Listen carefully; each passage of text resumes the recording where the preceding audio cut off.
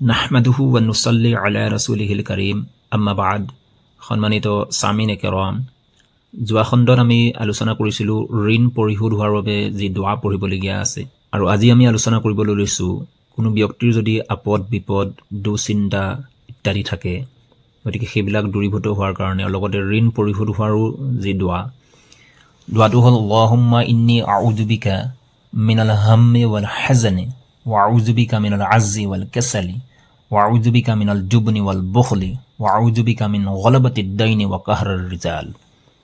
অৰ্থ হ'ল যে হে আল্লাহ, মই তোমাৰ ওচৰত দুশ্চিন্তা, অলসতা আৰু অক্ষমতাৰ পৰা আশ্ৰয় বিচাৰিছোঁ, আৰু তোমাৰ ওচৰত আশ্ৰয় বিচাৰিছোঁ কাপুৰুষতা, কাৰ্পণ্যতাৰ পৰা, আৰু তোমাৰ ওচৰত আশ্ৰয় বিচাৰিছোঁ ঋণৰ প্ৰকোপতা আৰু মানুহৰ ৰোষৰ পৰা।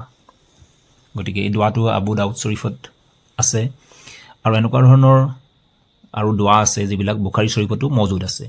গতিকে আল্লাহ তবাৰক ও তাআলাই আপোনাক মোক সকলোকে এনেকুৱা ধৰণৰ মসনুন দোৱাবিলাকৰ ওপৰত আমল কৰাৰ তৌফিক দান কৰক। আমিন। আসসালামু আলাইকুম ওয়া ৰাহমাতুল্লাহি ওয়া বাৰাকাতুহু।